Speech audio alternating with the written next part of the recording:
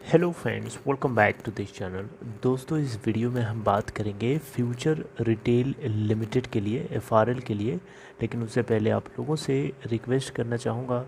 पहली रिक्वेस्ट ये है कि अगर आप चैनल को फर्स्ट टाइम देख रहे हैं, मेक श्योर कि सब्सक्राइब करके बेल आइकन को हिट कर लीजिए, ताकि आपको आने वाले समय में किसी भी वीडियो की नोटिफिकेशन मिस ना हो।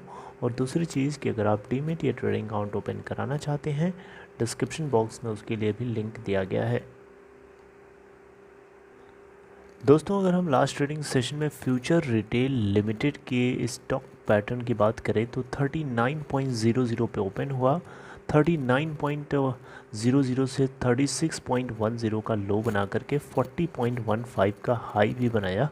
हालांकि गिर के 38.15 के ऊपर ही बंद हुआ। 4.09% की तेज़ी के साथ फिर भी अगर आप देखें तो बंद होता है प्रीवियस डे के क्लोजिंग प्राइस 36.65 के कंपेयर में। अगर हम मार्केट कैप की बात करें तो 2068 करोड़ रुपए है फ्यूचर रिटेल लिमिटेड का। 52 वीक लो है 27.95 का और हाई है 76.25 का। दोस्तों, फ्यूचर रिटेल लिमिटेड के अंदर इंडसइंड बैंक ने एक कदम उठाया है। ये कदम आपको पता होना चाहिए। देखिए, इंडसइंड बैंक ने एक प्राइवेट लेंडर है, प्राइवेट बैंक है। इन्होंने लगभग 247 करोड़ रुपए का टोटल लोन अमाउंट दिया हुआ था फ्यूचर रिटेल लिमिटेड और एक और कंपनी है, इन दोनों को मिला करके। अब ये लोन का जो अमाउंट है ये पूरा का पूरा एडोलिसिस एसेट रिकंस्ट्रक्शन कंपनी को ऑफलोड कर चुका है। अब देखिए किस तरीके से किया है, थोड़ा इसको डिटेल में जान लेते हैं। इंडसइंड बैंक आप देख सकते हैं यहाँ पे एक प्राइवेट सेक्टर लेंडर है। इन्होंने इन्फॉर्म किया अभी कुछ ही दिन पहले कि बैंक ने यानी इंडसइंड बैंक ने 247 करोड़ रुपए 247 करोड़ रुपए का प्रिंसिपल लोन था जो फ्यूचर रिटेल और एशियन होटल्स को दिया हुआ था इन्होंने। और ये पूरा का पूरा प्रिंसिपल लोन अमाउंट 247 करोड़ का एडालिसिस एसेट रिकंस्ट्रक्शन कंपनी को बेच चुका है for a consideration of 195 crore. इसका मतलब क्या हुआ? इसका मतलब ये हुआ कि 247 करोड़ रुपए का इंडसइंड बैंक ने इन दोनों कंपनीज़ को, फ्यूचर रिटेल और एशियन होटल्स को दिया हुआ था। अब इसमें फ्यूचर रिटेल का 142 करोड़ है और 105 करोड़ है एशियन होटल्स का, जिसको दिया गया था। राइट, आई होप आप मेरी बात समझ रहे हैं। तो ये दोनों का दोनों अमाउंट जो है, अब लोन इनको वापस मिला नहीं तो क्या किया है, एक एनपीए बन चुका है। तो अब इसको इन्होंने एसेट रिकंस्ट्रक्शन कंपनी को ऑफ़र किया तो उसने 195 करोड़ रुपए का कंसिडरेशन अमाउंट सामने रखा है। और यहाँ पे 15:85 बेसिस पे ये इंडसइंड बैंक ने इनविटेशन ऑफ़र भी किया था। आप यहाँ देखिए, इंडसइंड बैंक ने जो इनविटेशन ऑफ़र किया था इस लोन के लिए, राइट, जो कि 142 प्लस 105 यानी 247 करोड़ का प्रिंसिपल लोन अमाउंट था। इसको 15:85 बेसिस पे ऑफ़र किया था।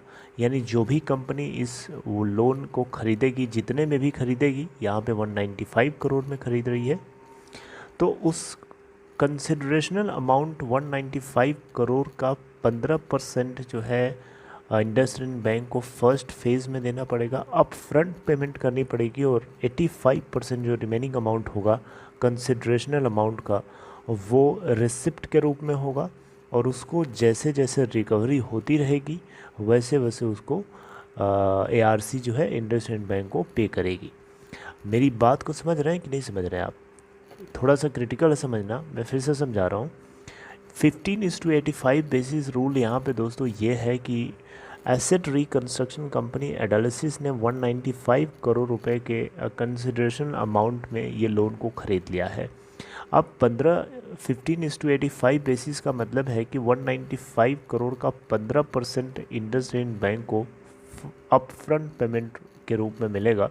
और जो 85% है 195 करोड़ का, वो इनको रिसिप्ट के रूप में मिलेगा। और एआरसी कंपनी एडालिसिस जो है इंडसइंड बैंक को 85% रिसिप्ट को धीरे धीरे जैसे जैसे रिकवरी होगी वैसे वैसे उसको पे करती रहेगी। अब रिकवरी किससे होगी? बोरोवर से होगी, यानी फ्यूचर रिटेल से और एशियन होटल से। आई होप अब मेरी बात को आप समझ गए होंगे। तो इंडसइंड बैंक ने दोस्तों ये लोन्स जल्द ही बेच दिए थे after another private lender has moved to DRT, यानी डेट रिकवरी ट्रिब्यूनल।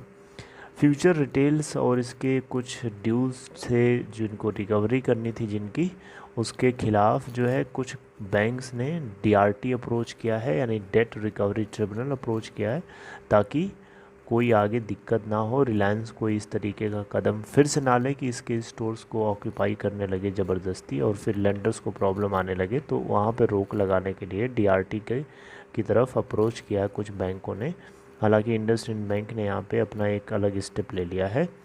तो ये जो ट्रांजैक्शन है with ARC would be imply A haircut of 20%, यानी इंडसइंड बैंक को यहाँ पे 20% का लॉस हो रहा है। अब खुद सोचिए, 247 करोड़ रुपए का प्रिंसिपल लोन था, अब उसमें 195 करोड़ ही इनको मैक्सिमम मिल सकता है। तो आप सब्ट्रैक्ट करके अगर परसेंटेज देखेंगे तो 20% का यहाँ पे इंडसइंड बैंक को हेयर कट देखना पड़ रहा है। राइट। तो दोस्तों ये असली कारण है कि इंडसइंड बैंक को ये कदम उठाना पड़ा है। तो दोस्तों एक छोटी सी अपडेट थी आप तक पहुंचाना था। आई होप आपको समझ में आई होगी वीडियो। चलिए आगे मिलते हैं दोस्तों नेक्स्ट इन्फॉर्मेशन के साथ। तब तक अपना ख्याल रखिए। Take care.